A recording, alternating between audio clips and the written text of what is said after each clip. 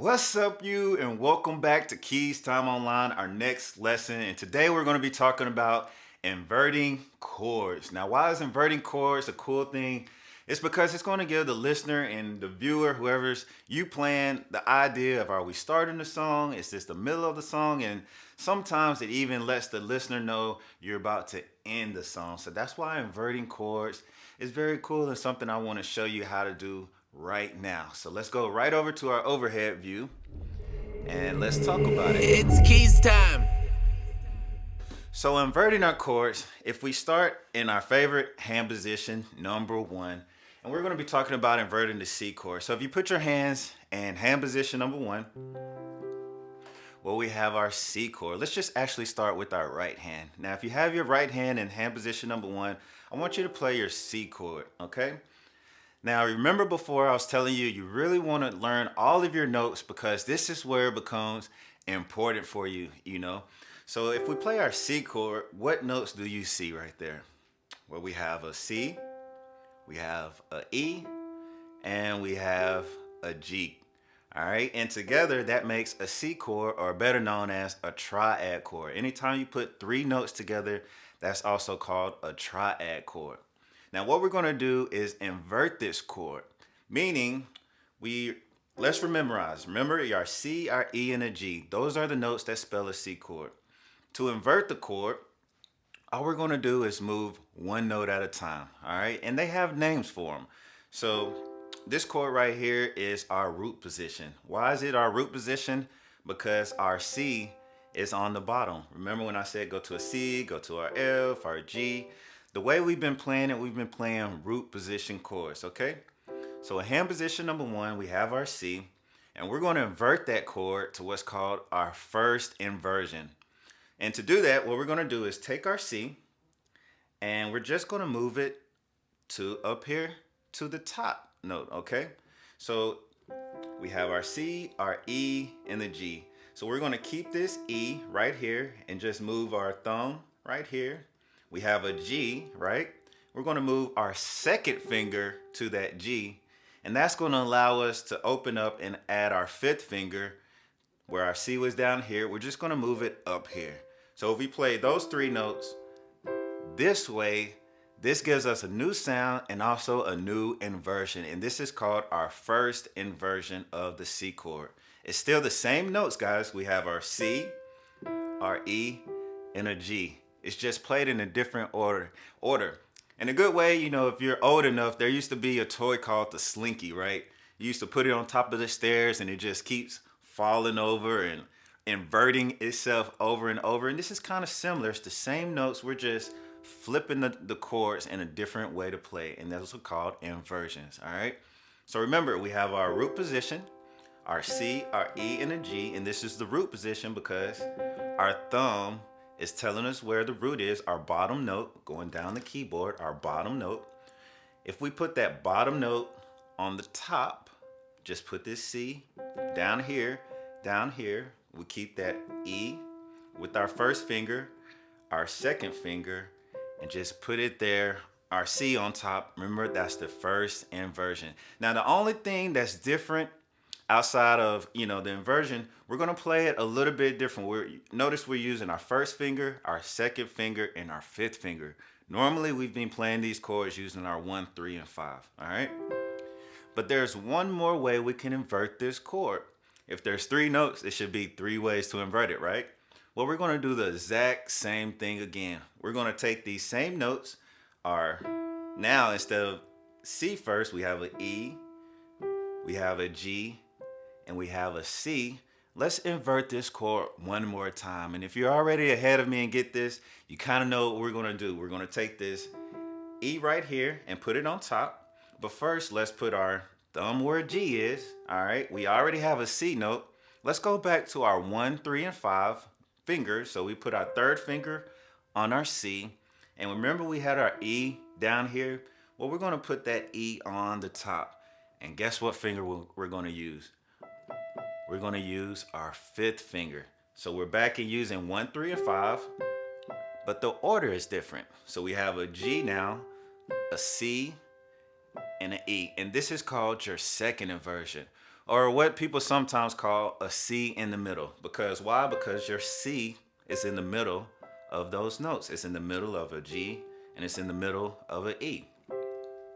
So those are your three inversions for a C chord. And if you want to get technical, a C major chord, all right? So let's do this one more time. Let's start back in hand position number one as you play it with me. We have our root position. And why is this the root? Because our C is on the bottom, right? Let's invert this to our first inversion. So we'll put this C on top. We'll keep the E and the G. Let's just move our thumb to the E. Move your second finger to the G and put your C, which was on the bottom, your root. Let's put it on top now. And also, with this also being the first inversion, this is also called C on top, a C chord on top because our C note is on top. All right? Get used to playing that with the 1, 2, and 5. And don't try to play it with the 1, 3, and 5 because later on you're going to see why you want to play this chord exactly this way, okay? So you have 1, 2, and 5, our first inversion or a C chord on top. And let's invert this chord one more time. So we keep the same notes, our E, G, and C, but we're going to put our E note on top now. And we'll go to our second inversion or a C in the middle chord. So we'll move our thumb to G. We'll move our third finger to the C. And we'll keep that C in the middle because our E that was on the bottom is now on top. So we have a C chord in the middle now. We have a C, a E, and the G. It's the same exact chord. It's just a different tone that we get. And guys, this is just adding on. Once again, we keep adding on to what you already know. You already know all of our notes. You know our root position. We're just now adding 2 more ways to play that same chord. Our C on the bottom or a root position because our C is on the bottom. We have our C on top using the 1, 2, and 5 fingering. And then we have our C in the middle because our C is in the middle using our 1, 3, and 5 fingers, okay? Now you might ask, how can I actually use this in a song or anything?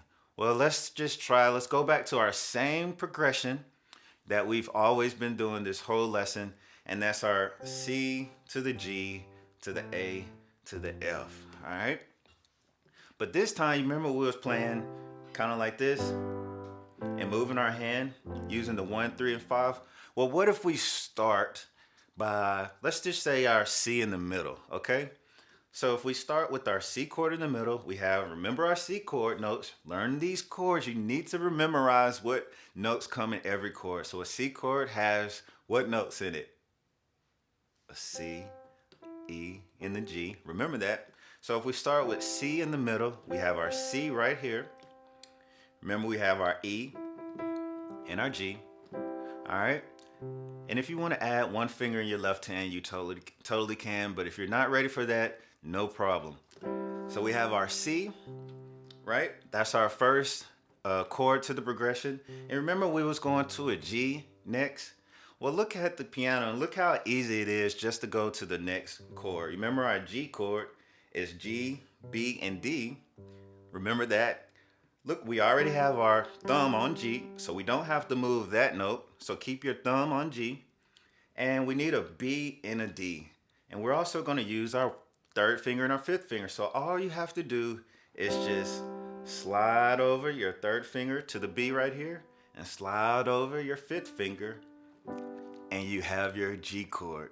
So you don't have to go all the way, move your hand all the way to the G like that. You got C in the middle and just slide 2 fingers over like that.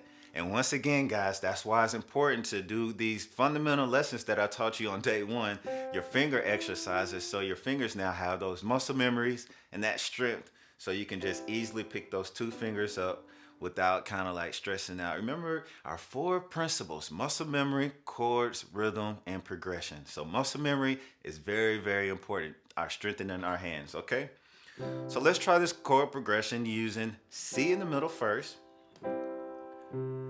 Then we go to a G just by sliding those 2 fingers over, and everything else is the same from here. We go to our A, right, to the F, which you already know.